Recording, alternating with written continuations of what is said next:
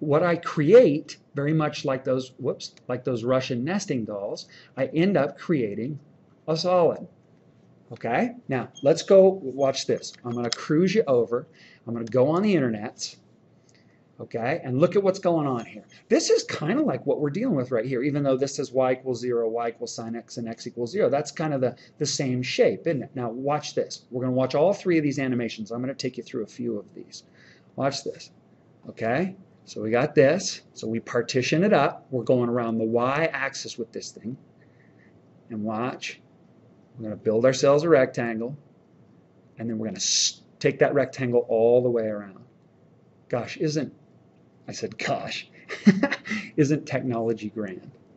Okay, now that's one subinterval. You could think of that as the v sub I.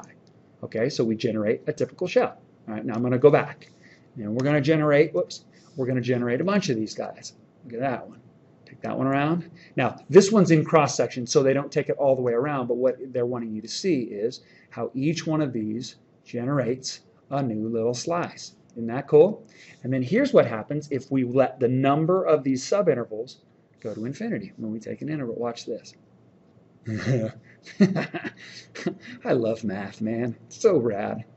And we end up with, kind of like what I said, it's more like a bundt cake. That's a bundt cake, not a butt cake. I don't even know what butt cake is. All right, let's do another one. Let's look at another one. All right, so let's do, let's take this guy. Now, don't cheat. Don't look to the right.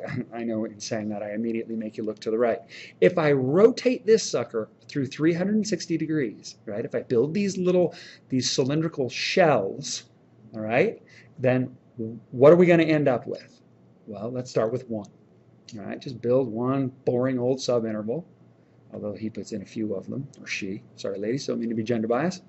Takes one of them, goes through 360 degrees. I think he takes it all the way through 360 degrees. I did it again, didn't I? And dun, dun, dun, dun, dun, dun. Okay, so we got that. Now I'm not going to take you through the next one. I'll just take you through the final one.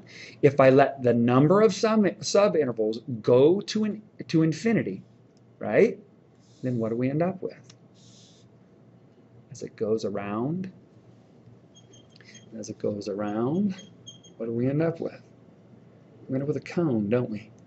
And that's very much like the pumpkin that I showed you in the beginning.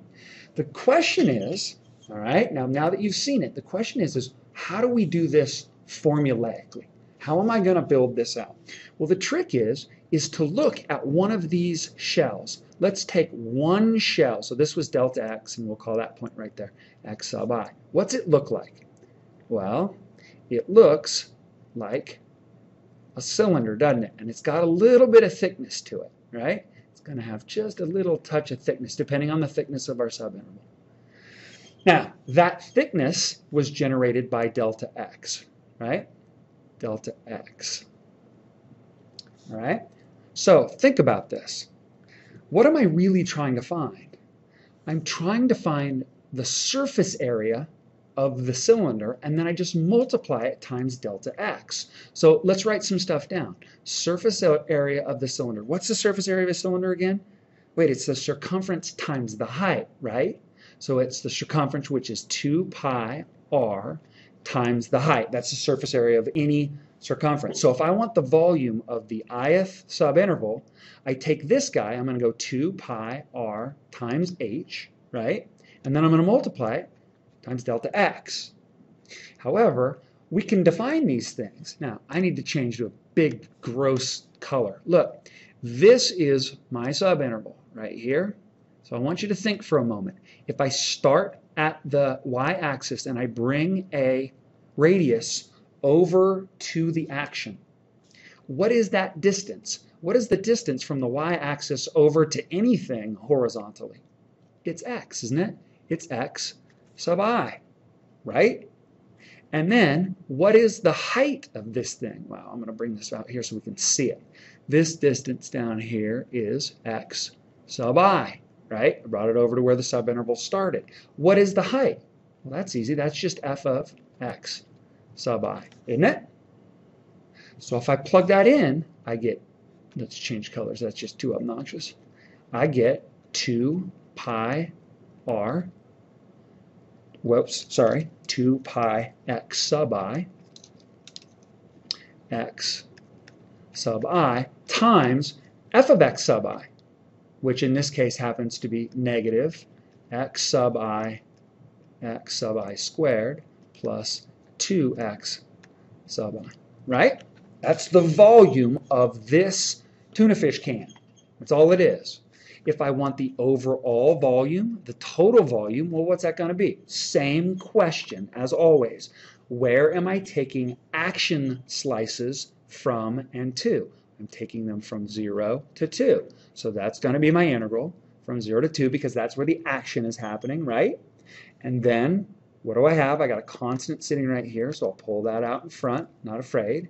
And then all I do is go x times negative x squared plus 2x dx. If I want to clean it up so it's easier to take the integral of, I go 2 pi times the integral from 0 to 2 of negative x cubed plus 2x squared dx. That's pretty cool, huh? That's really cool. Now, let's go back to the previous problem. Notice how I left myself a little space. All right, this is a really interesting little problem right here. Let's do this one real quick because I want to prove something to you guys. I know this is a long section. You're going to have to bear with me, okay? But it's a long section. We spend a lot of time on it, so the lectures clearly are going to be pretty long. Let me rewrite this. This is going to be pi times the integral from 0 to 2 of 16 minus y to the 4th dy, right? Which is pi times 16y minus y to the 5th fifths from 0 to 2. 0 drops out, thankfully, and I end up with pi times 32 minus 32 fifths. Now I'm just going to leave it that way. We'll play with it a little bit. Now let me redraw this because I'm going to do this exact same thing. I'm going to take this region around the y-axis, but I'm going to use shells this time, and let's see if we get the same answer. So my action is taking place. This is y equals root x. This is 4, and think about this. We're going to do exactly the same thing, except I'm going to use shells. So this is going to be delta x, right? And I'm going to wrap this thing, the shell, through 360 degrees, and I'll end up with a value. Okay, so the v sub ith, the volume of the ith interval, if I come over, let me get into obnoxious red mode again. If I come over here, this distance is x sub I, that's the radius. The height is root x sub I. Everybody agrees? All right, nothing to it. So I know the volume is going to be 2 pi times r times h, which is 2 pi, ooh, I'm in nasty mode, times x sub I times root x sub I. Right? Everybody agrees? So the overall volume, I got to get out of that mode, sorry guys. The overall volume is going to be 2 pi, it's the integral from 0 to 4 of, what do you got? Let's see, x to the first times x to the 1, isn't that just x to the 3/2 dx, true? All right, well, let's keep going. This is going to be 2 pi times, what's the antiderivative? Isn't that what, 2/5 x to the 5/2, isn't it? So 2/5 x to the 5/2. If I multiply, yep, I get x to the 3/2, right, when I subtract 1. And this is from 0 to 4. Okay? All right, now let's keep cranking and see what happens. Because remember, I want to end up with pi times 32 minus 32 fifths. 0 drops out, so I end up with 2 pi times, now think about this, x to the 5/2 is the same thing as the square root of x to the 5th, correct? You with me? So the square root of 4 is 2, 2 to the 5th is 32, so I end up with 64 fifths. So 64 fifths. If I did that too fast for you, yell at me and I can do it in class. So this ends up being 128 fifths pi. What is 32 minus 32 fifths? What is that, 160?